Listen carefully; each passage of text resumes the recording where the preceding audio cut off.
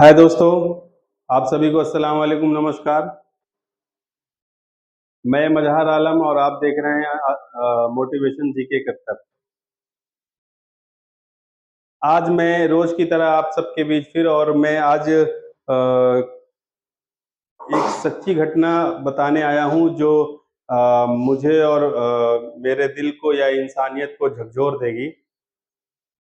दोस्तों कल मैं अभी 2 दिन पहले लखनऊ गया था और कल मैं वापस हुआ तो मैं बाई बस वापस हो रहा था।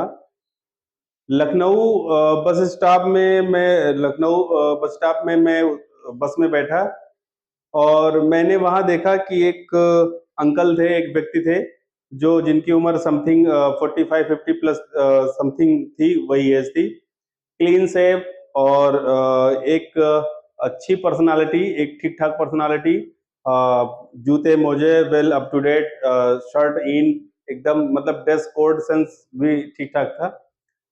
मैंने देखा कि वो व्यक्ति बस में चढ़ रहे थे, उससे पहले उनको एक नीचे जो देखा होगा बस स्टॉप में जो छोटे-छोटे बिस्किट या तो तमाम चीज़ें बेचने वाले आते हैं, वो एक व्यक्ति एक शख्स आए बेचने वाले, उसने उनसे कहा कि ये बिस्किट लेना है, तो उन्होंने कहा कितना? उन्होंने कहा 100 का 4। वो जो अंकल थे, वो जो व्यक्ति थे, उन्होंने कहा कि ये 100 के 4 नहीं, अगर 60 के 4 देने हैं तो दे दीजिए। उसने कहा हाँ ठीक है ले लीजिए, लेकिन जब उन्होंने 500 की नोट थमाई तो उसने 100 रुपए ही काटे। उसने 100 रुपए ही काटे। लेकिन अब वो थोड़ा सा अल्कोहलिक थे, वो थोड़ा सा ड्रिंक थे, तो खैर उन्होंने उस बात पे दिमाग नहीं लगाई और उन्होंने 400 रुपये अपने वापस लिए और इसके बाद बिस्किट लेके आके बस में चढ़े और सबसे लास्ट में जो सीट होती है बैक साइड, सबसे लास्ट में कॉर्नर पे जाके बैठ गए। बैठे रहे और आराम से, किसी को कोई डिस्टरबेंस नहीं था और उस बस में मुझे लग रहा है कुल मिलाकर 12 से 13-14 समथिंग इतनी सवारी थी, इससे ज्यादा सवारी भी नहीं थी। आराम से वो पीछे बैठे थे। इतने में बस चलने से पहले कंडक्टर साहब चढ़ते हैं और वो कहते हैं कि ए इधर आओ, उठो, तुम शराब के नशे में हो? वो कहते हैं कि हाँ मैं शराब पी है, बताइए। वो उनसे कहते हैं कि आप नीचे उतरिए। वो कहता है मैं नीचे क्यों उतरूं, मैंने शराब पी है, मैं आपको पैसा दे रहा हूँ। तो उन्होंने कहा हमको पैसा नहीं चाहिए, आप नीचे उतरिए, आप इस बस में सफर नहीं कर सकते। उन्होंने कहा मुझे सफर करनी है, मुझे लालगंज के पास कोई गांव बता रहे थे, वहां जाना था। वो कह रहे थे कि मुझे वहां जाना है और मुझे लग रहा था उनकी जो जिस तरीके से उनके पास बैग थे, सामान था, वो मुझे लग रहा था आई थिंक वो बाहर से कहीं से कमा के या वहीं लखनऊ से कमा के या जहीं से कहीं से आ रहे थे, क्योंकि बैग एक उनके यही बता रहे थे कि ये कहीं से आ रहे हैं।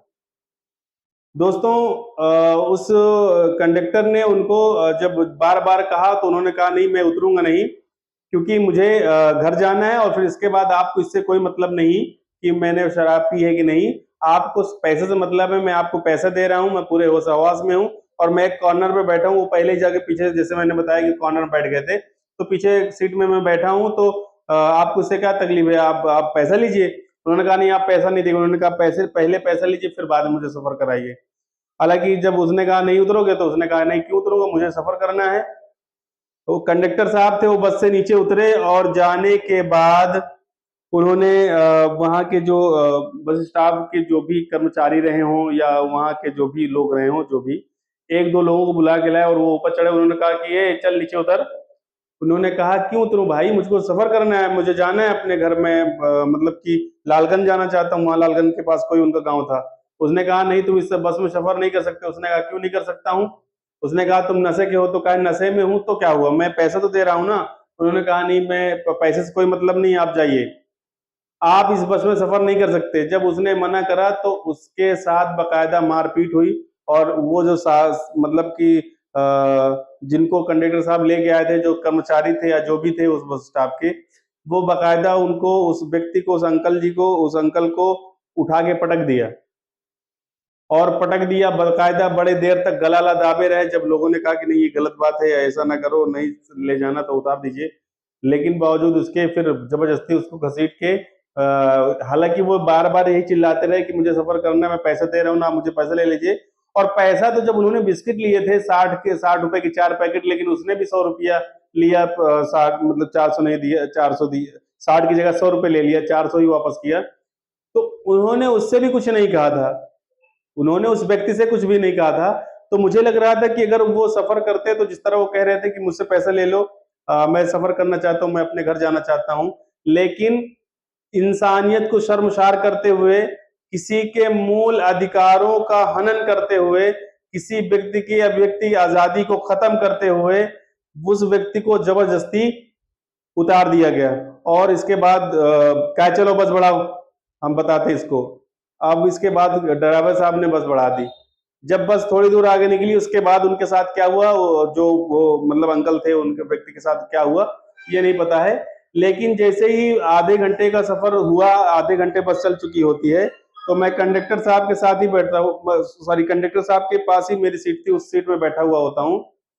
कंडक्टर साहब ने फोन लगाया कि क्या किया, उसका क्या हुआ? तो उन्होंने कहा कि बिठा दिया। तो कहाँ बिठा दिया? तो उस व्यक्ति ने कहा, या जो भी थे, कि हमने उसको हैदरगढ़ की बस में बिठा दिया। फिर से सुनिए, उस व्यक्ति ने कहा कि हैदरगढ़ की बस में। तो कहा हैदरगढ़ की बस में बिठा दिया? कहा बहुत सही, बहुत अच्छा काम किया। अब मुझको ये बताइए, गवर्नमेंट आपको हमारे टैक्स से, हमारे ही इनकम टैक्स से, हमारी उससे आपको पैसा देती है, आपको पगार मिलती है, आपको सरकार ने हमारी सुविधा के लिए लगाया हुआ है, आपको सरकार ने हमारी सुविधा के लिए लगाया हुआ है, आप आम जनता के सुविधाओं के लिए लगे। आपने एक व्यक्ति को लालगंज की तरफ आना चाह रहा था, और अगर वो नशे में था, अगर आप उसको नशे में बस में सफर नहीं करवाना चाह रहे थे, तो फिर आपको हैदरगढ़ नहीं, किसी भी गढ़ की जरूरत नहीं थी। आप उसको कहीं पे किसी कमरे में आराम करने देते, कहीं पे बिठा देते, या और कुछ कर देते। लेकिन आपने उसका पूरा रूट ही चेंज कर दिया। आना था लालगंज, आपने उनको बिठा दिया हैदरगढ़।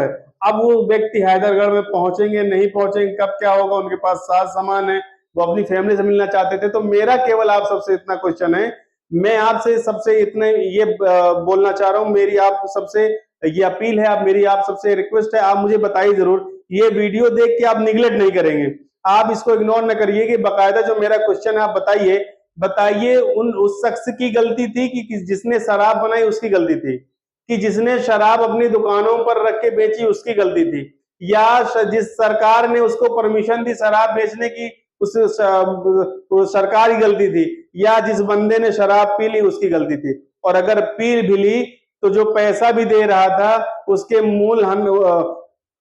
मूल अधिकारों का हनन करते उसको उतार दिया गया, और बाकायदा उतारा नहीं गया, उसको बजाय फतेहपुर रोड के बजाय उसको लालगंज पहुंचाने के, आपने उसको जस्ट अपोजिट हैदरगढ़ पहुंचा दिया। कहने का मतलब है कि आप मुझको ये बताइए कि इन सब में किसकी गलती थी? क्या ये वाकई सच है? क्या ये वाकई ठीक है? क्या ऐसा होना चाहिए था? तो ये कल मैंने देखी, और मुझे अंदर से मतलब कि बहुत दिक्कत थी। ये पता नहीं, मुझे कल से अजीब सा लग रहा था। तो मुझे लगा कि मुझे आपको आपसे साझा करना चाहिए, आपको बताना चाहिए। और ये वीडियो देख के कमेंट में बताएं कि उस ड्राइवर ने जो किया, उस कंडक्टर ने जो किया, या वहां के बस स्टाफ के जो स्टाफ था उसने किया, सही किया गलत किया। जय हिंद।